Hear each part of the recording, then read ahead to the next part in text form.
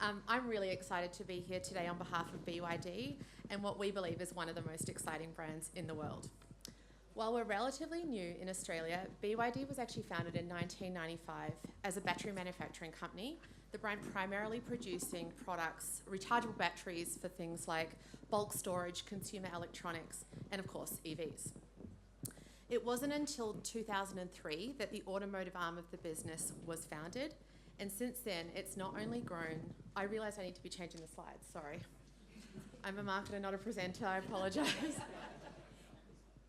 We're going to have a nice little hype reel playing, but yeah. Good stuff.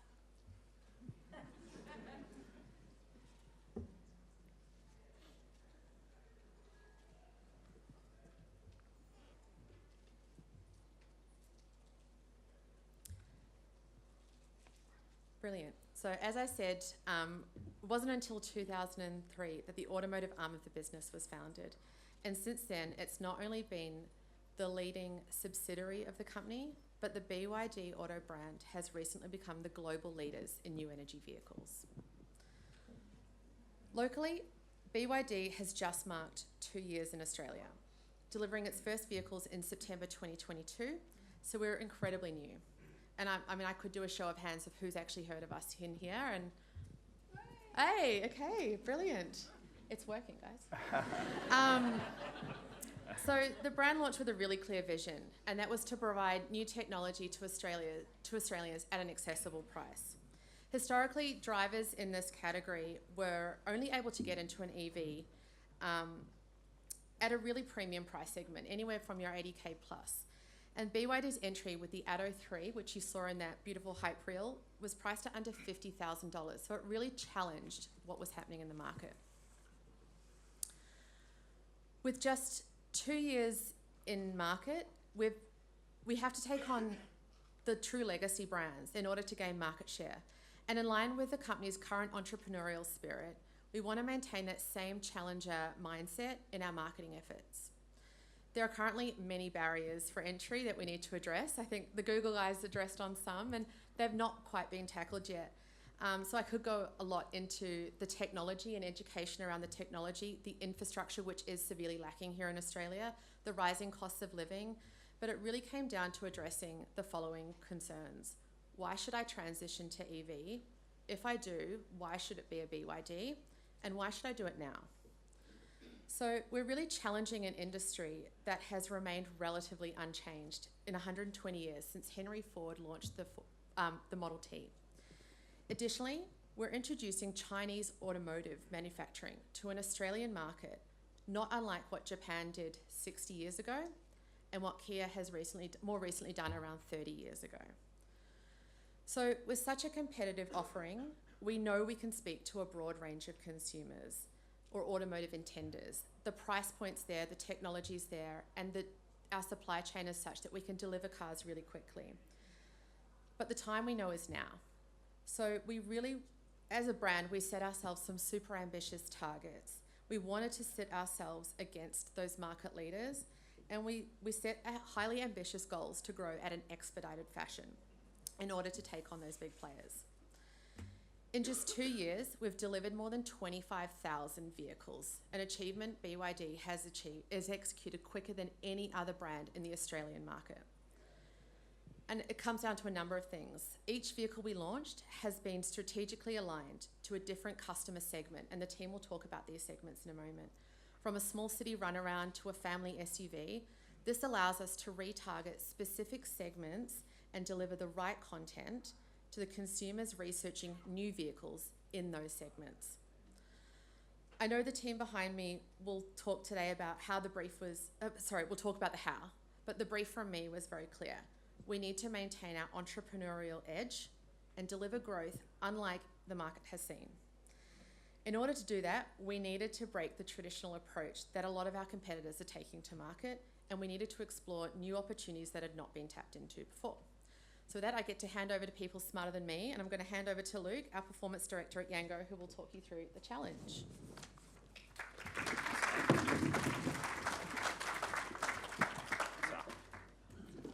Can you hear me all right? Great. So my name's Luke, and myself and Dylan, we're here representing Yango. So we're appointed as the media agency in Australia here for BYD last year in 2023. And with that came a huge challenge. That challenge was, how do we utilise media to disrupt the Australian automotive market and drive people to the BYD website and ultimately do that in an innovative sales way. In doing this, to overcome that challenge, we knew that data was going to be key. We need to make sure we reduce as much wastage as possible when targeting this audience. And with that, we had a few approaches. Firstly, we'd utilise third-party data to reach that top of the funnel awareness strategy. As Kate mentioned, the company's only been here for 2 years. There was a pretty big show of hands before, but I think awareness is still quite low, and that was a challenge that we had. So how do we get the brand out there and target those people that are auto intenders and give them that message using auto intender segments and interest segments? Down the bottom of the funnel there, we focus on first-party data.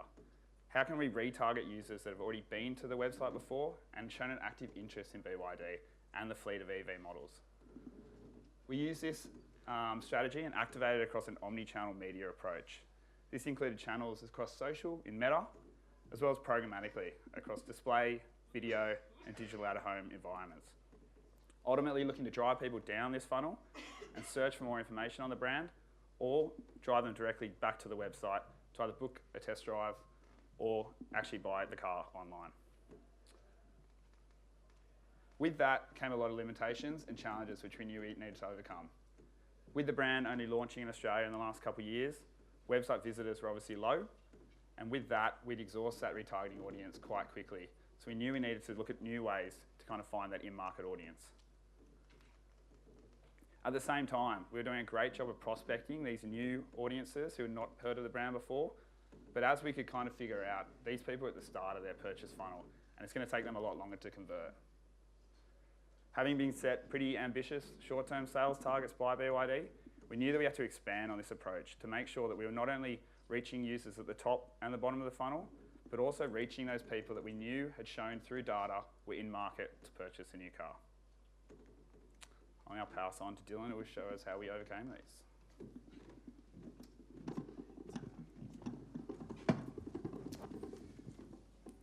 So having ascertained that we needed to kind of identify these high quality auto intenders, our next step was to essentially go where a lot of Australians look to buy, which was car sales. As Kate mentioned, the brand was looking to kind of take on a lot of the big players with legacy inside the country. So it was essentially a no-brainer for us to look to utilise a data set as rich as car sales.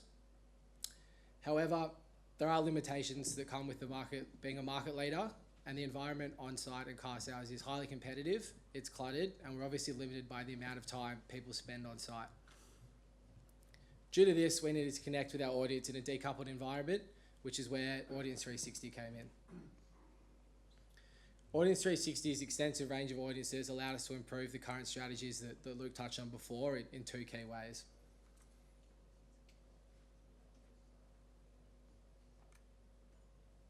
Sorry, looks like it's taken a little bit of a while to load. So the two ways were, first, looking at targeting BYD intenders at the bottom of the funnel, but as Luke said, this audience was exhausted.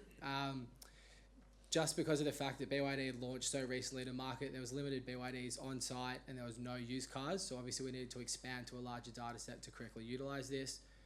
And that's when we started looking at EV intenders, but also segmenting it through VFAC segments. So if anyone's not familiar with the VFAC segments, they're essentially the authority for the ABS on automotive sales. And they allow you to sort of break down the audience based on price, body, car, model, that sort of thing. And it was great to kind of segment the audience based on the particular model that BYD was selling at that time. Hang on. So what that allowed us to do was essentially continue this disruptive nature of BYD by providing a really simplified purchase journey. Customers were obviously wanting to explore a huge range of models before they kind of honed in on exactly what sort of car they wanted to purchase.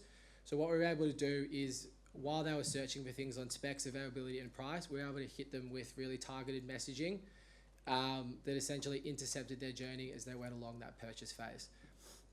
Essentially what that allowed us to do was drive action and purchase on the BYD site rather than just going back to car sales for a secondary round of research.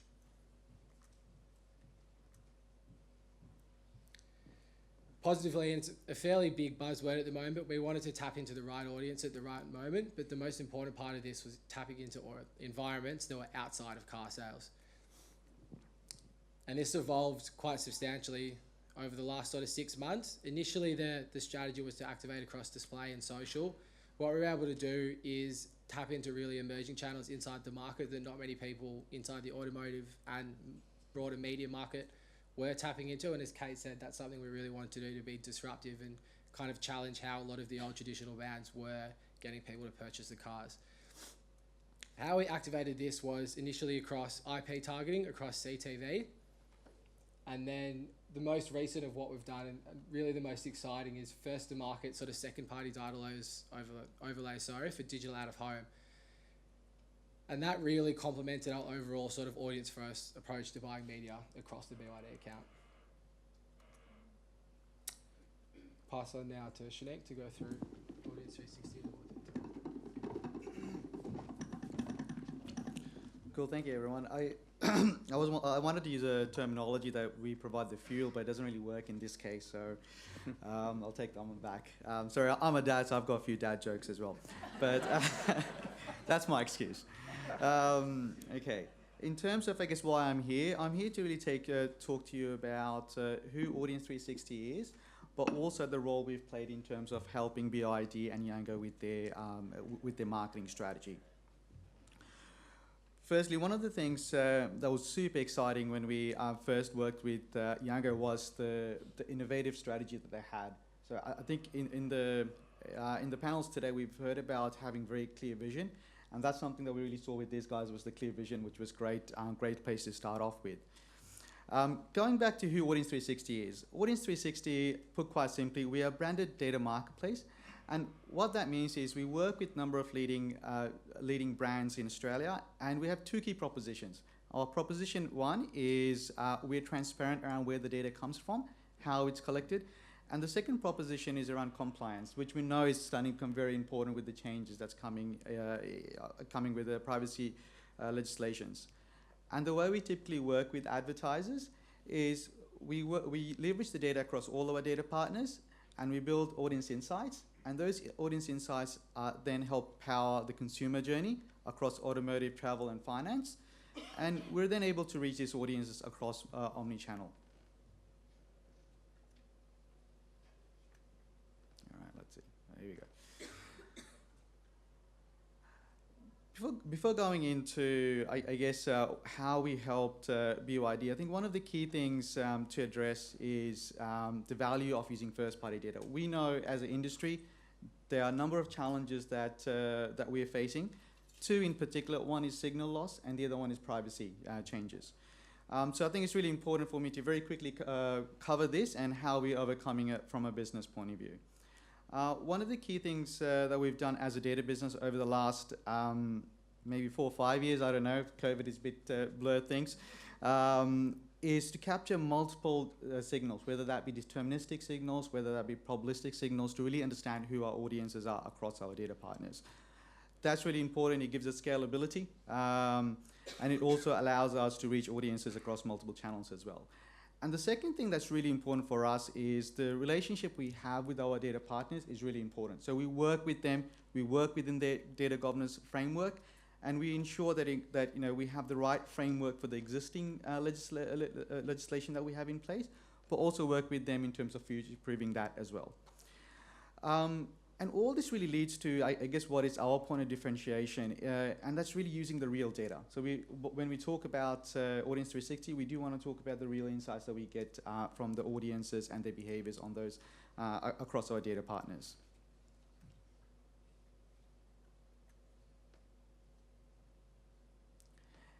In terms of getting into how we've worked and how we've supported Yango and BYD in this case, when we were given the challenge or the marketing challenge, one of the things we really looked at was using our audience tag, which was a tag that we placed on BYD's site, and that gave us a good understanding of who these audiences are on car sales. And based on this, we were able to understand various consumer journeys on car sales and across our other data partners, And what this allowed us to do, not to just come back to the guys with, hey, this is auto-intended audience, which is pretty straightforward. We wanted to provide more deeper audience insights based on that. And not only that, we wanted to look at, what are the various consumer journeys as well that we can support. And that's really the output that we provided to the guys, was the audiences that Dylan mentioned, based on the various insights that we have. And one of the key things we wanted to do also was not just to support it online. We know the consumer journey is beyond online environment. So what we wanted to do was also to embed various data signals as well, which would allow the team to support their mid-funnel strategy across omni-channel as well, predominantly CTV and digital out of home. As Dylan mentioned, digital out of home is something new and something that was also quite scary for us when we went through this process, but also something that's quite rewarding as well, in the sense that we've used proprietary indexation technology, which allows us to identify areas where consumers are likely to purchase vehicles. And I think talking about data and segmentation of the audience is all really good and well, but I guess the key thing is around the results, and I'll pass back to Dylan in terms of taking through some of the results we've seen.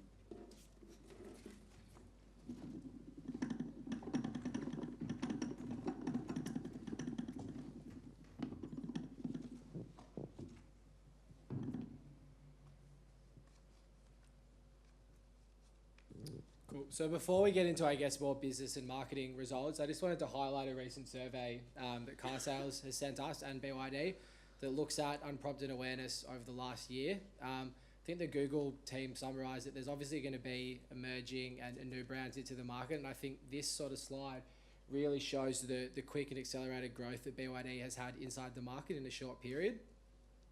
If you're looking at some of the other brands that are well known inside that EV space, such as your Teslas, and that sort of thing, you can see most of the growth over the year, especially from an awareness perspective, stayed relatively stable.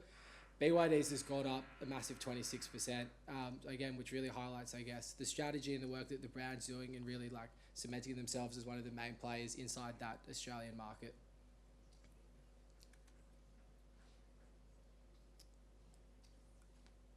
Looking directly at more sort of business and marketing sort of results, we were able to drive some really strong results across the board. And I guess we've talked a lot about the different stages of the funnel. We definitely saw increases across sort of that awareness from the traffic, test drives at more consideration, and then in sales as well. I guess where we thought this was really impressive, and I think BYD were on the same page with this, was the results remained pretty consistent in terms of uplift across the board. There wasn't a huge drop off between the traffic that's landing on site to the test drives to the orders, which is really impressive.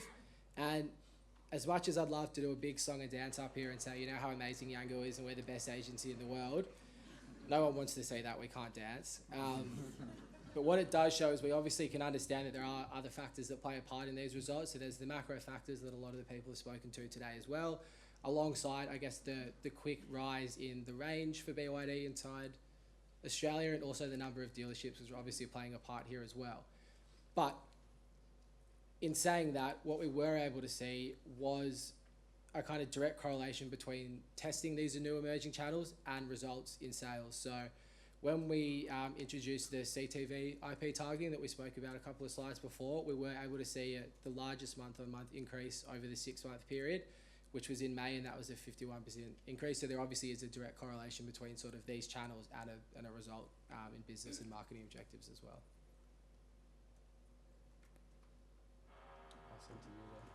To finish this off. Sorry, the microphone's against the cups, so like giving me.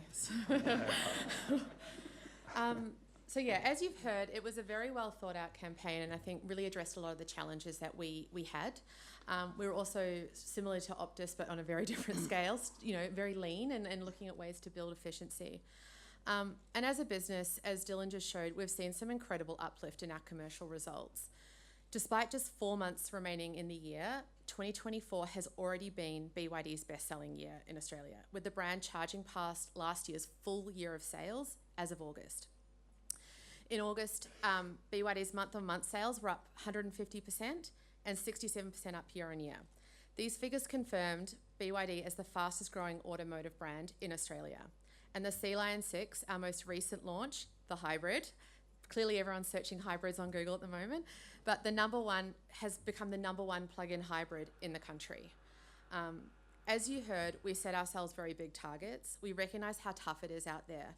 For consumers with mounting cost of living pressures, the continual challenge is to demonstrate a value proposition, bringing together quality, low cost of ownership, and reliability to be able to answer some of those cost of living questions.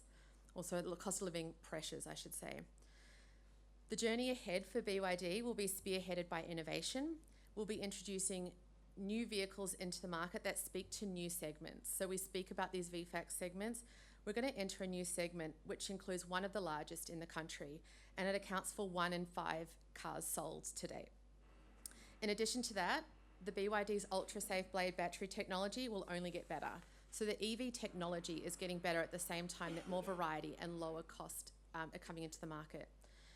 And then from a marketing perspective, we'll continue to challenge the way we go to market, going against the grain of legacy automotive brands who have generated decades of brand loyalty to maintain that challenger approach that you've seen here today.